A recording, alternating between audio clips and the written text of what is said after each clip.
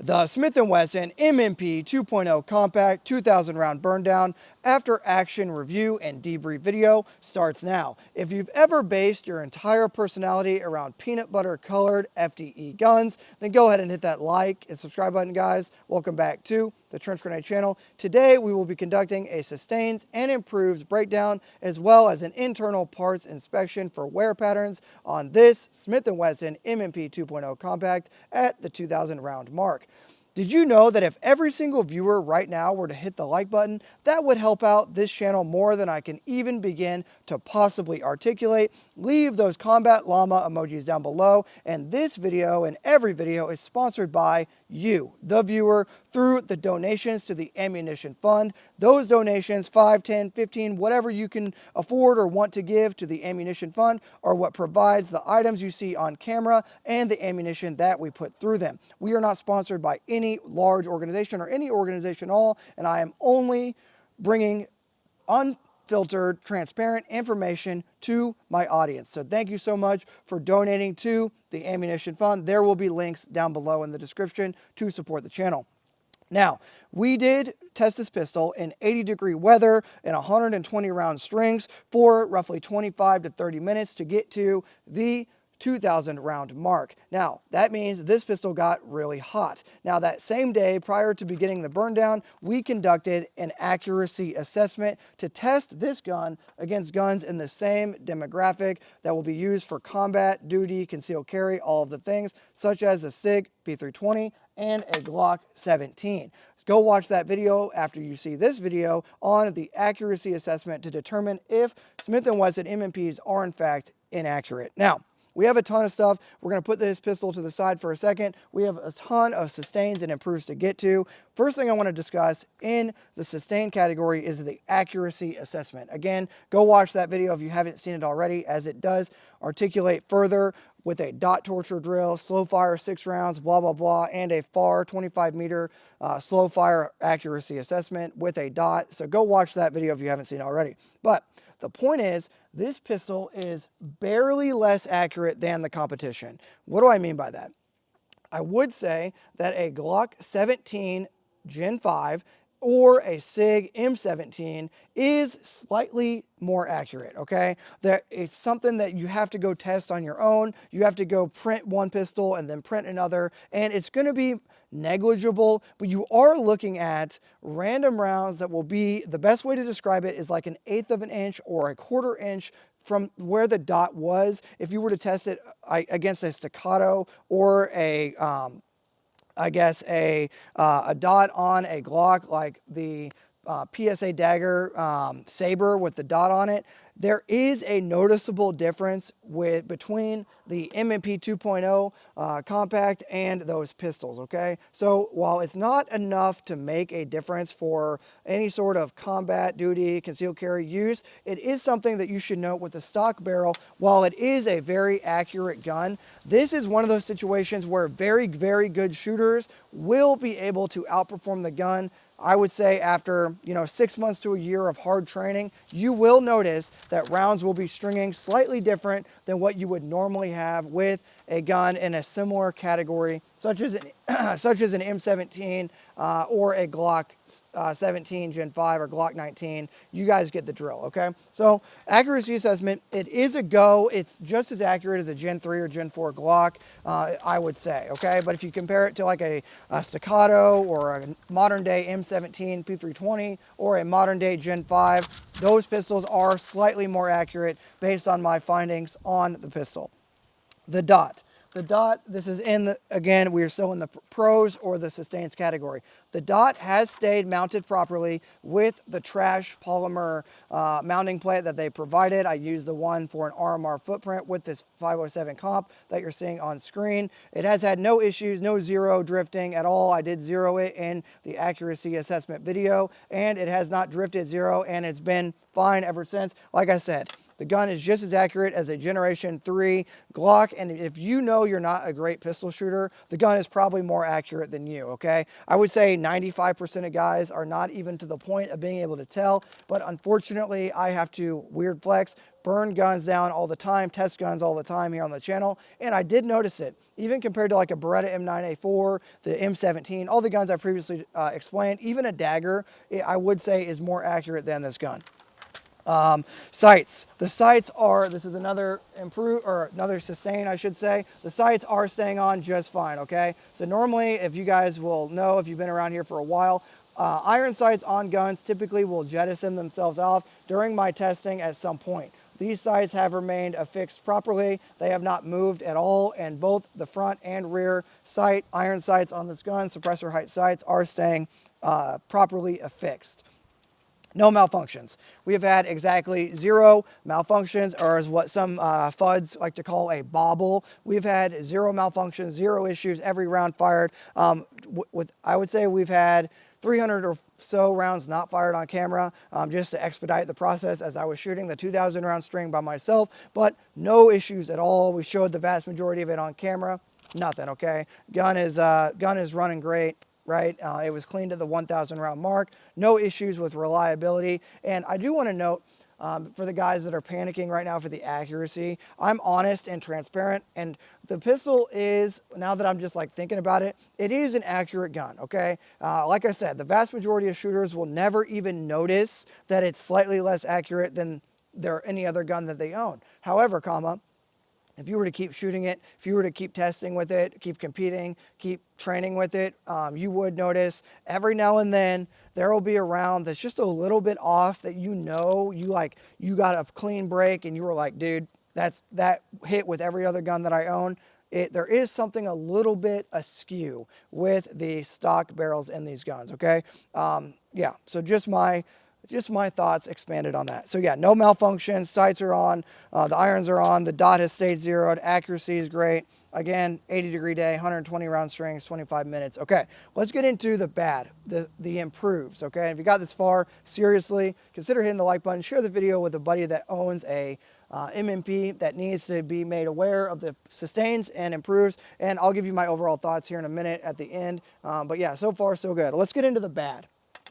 The improves, the cons. Ambi slide release is stupid. Okay, it's stupid. I don't know why it's on here. It's on a lot of modern guns. I don't like it. Okay, it can only add for right-handed fires. A left-handed slide stop or release can only add issues with reliability due to user issues. Okay, or stuff like that. I don't like it. It just is unnecessary. It's in the way. It's a minor gripe, but it's something that if I were to go back and design the gun, no, make it somehow where you can swap it or make it left side or right sided only firing, whatever, but don't put an ambi slide stop or slide release, whatever you want to call it, who cares, on the gun, okay? I think it's stupid, and that is just something that I keep noticing. I'm like, ugh, I don't like that. I don't like that. It's right here where my trigger finger would be naturally off the trigger when not firing, okay? Right there, and I just don't like it, okay? It's right here.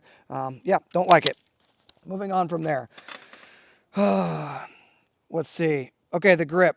The grip thing has remained a minor issue as well. So as I previously noted, with like a Glock 19 or an M18, you would have a slightly longer grip than this pistol, and this is the same category as those pistols. My fingers slightly hang off the edge, and that has been an issue when reloading quickly, and I have to break my grip slightly when I reload this gun. Due to that slightly smaller overall length of that grip that you're seeing there, okay? Again, it's a minor complaint, but you need to know about these things if you have medium to large hands and you're going to be gripping and fighting and shooting and training with this gun. It's just something that you need to be made aware of, right? Okay, what else? Let's see. Trigger, okay.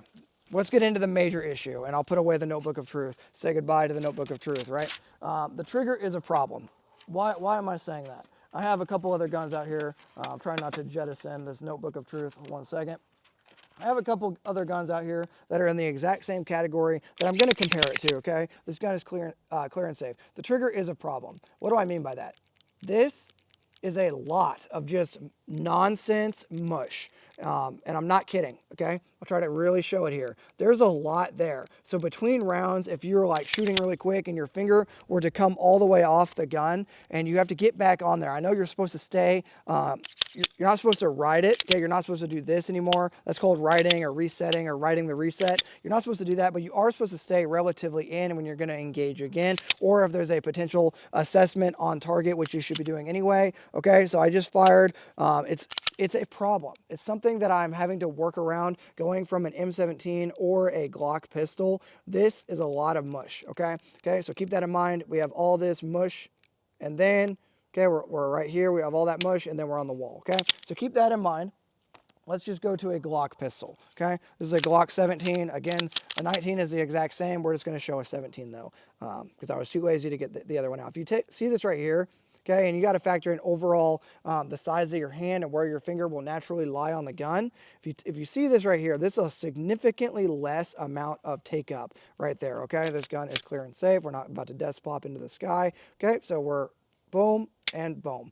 It is the Glock trigger, while it's not as light or crisp or whatever word you want to use for it, in training and in shooting this thing now a ton, 2,000 rounds, slightly over 2,000 rounds technically, if you want to factor in some of the other testing we did for it. But this is all the take up. We're on the wall and break, okay? So the Glock is a better trigger when you factor in actually using it, not just the crispness, which is kind of like a FUD term. If you were to sit just in your living room dry firing, you would be like, oh my gosh, this pistol is amazing because it has a crisp trigger. When you go out to actually use it and you're trying to shoot really fast, again, it's negligible, but if you want a better gun or a better trigger, the Glock and the SIG have a better trigger, even though they don't feel like it when you're sitting at home. Here's an M17, okay, boom, there it is. This pistol has also been through a burn down, as both of these guns have also been through their own series of burn downs, okay? So they're not without their own issues, but I'm just letting you know, okay? So while at home, you might be like, oh, the trigger is a little bit worse on the Glock, which is what I said initially. It was like, oh, the trigger on the M&P is better. Okay, that's the SIG, okay? Boom, that's barely anything. Probably why we're having all these quote-unquote uncommanded discharges that are probably not real things. That's in a different video. So, minor take up. Okay, so which trigger has the best trigger? The M17 has clearly the best trigger out of all of them. Okay, very, very little creep. Boom. Okay, so this gun has easily the best trigger. But if we go back now with all that like fresh in your mind, okay, now we're back to the M&P. What is happening? Okay, now you see it. There's a ton of take up. You got to see where this actual safety device begins out here. Okay, so we have a ton of take up, and then you're on the wall. It may feel crisp if you're just on the wall and fire, but the trigger is a problem. Okay, it is annoying. If you go watch, like if you were to put the speed at like 0.5 speed and go watch the burn down, you would see me being like, come on, dude, because I'm outrunning the gun. Whereas a Glock, you're not going to outrun a Glock, not easily. You're not going to outrun an M17, but this gun, you will be like, bang, wait, where am I at? Okay. Now, if I were to only shoot M17 or M&Ps forever, and that was to be the only thing that I were to shoot forever, eventually, yeah, I might figure it out, but it's just something to keep in mind, okay? The stock trigger, there's a lot going on in the beginning, and then eventually when you get to the wall, it's like, what in the world? You're going to be retired by the time you get to the wall, okay? So just things to keep in mind between, the three different guns, because they are all in the same exact, they're all here to do the same job, right? Whether it be the M&P, the SIG M17, or the Glock pistol, they're all here to do the same thing, and honestly, it's just something you need to know about. Okay. Let's get into the internal parts inspection. Somebody leave a timestamp for the people in the future, please, for them to be like, when does the internal parts inspection begin? Well, it starts right now. All right, here we go. Gun is apart. Let's get into, here we go. Slide.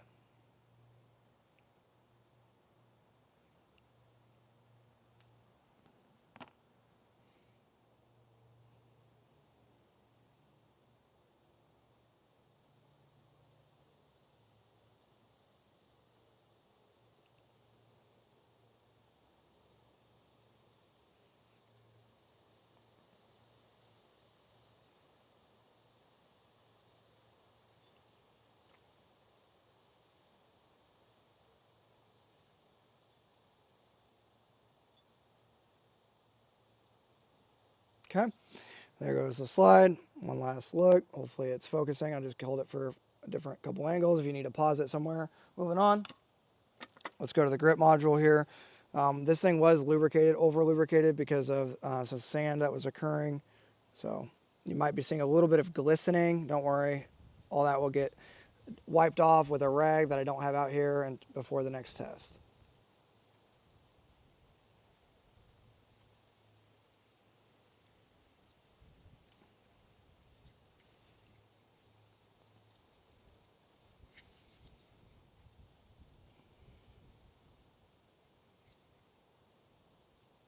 Okay. Barrel. No issues with the recoil assembly. Okay, it's just a thing like always. And the barrel.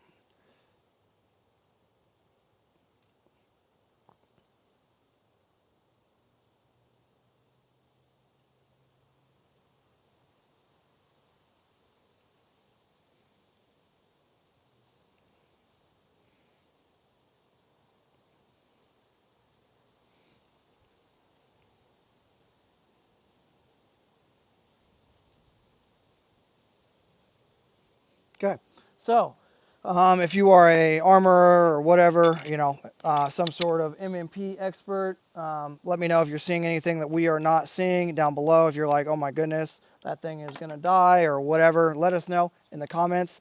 Overall, no issues with the gun, okay? Some of the gripes I have are minor. Some of them are more like, ugh, there we go, gun passes functions test. We'll show that on camera. Fire, reset, fire, okay? So everything is good as far as, the overall function and everything on the pistol technically. The complaints are just from having tested a bunch of these guns, some things. Some major pros, the dot's still staying put. The irons are still staying put. There's no malfunctions. The gun is relatively accurate, but not great. Like I said, most people will never even notice. No actual real issues, but we will see at the 3,000 round mark. Maybe at 3,000 rounds it falls apart. Maybe it continues to 5,000. We will see. If you got this far in the video, let me know if you're enjoying this series. Hit the like button, leave your combat llama emojis down below, and donate 5, 10, whatever you want to the ammunition fund if you can afford it. That helps out a ton, and that is the only sponsorship we have here on the channel.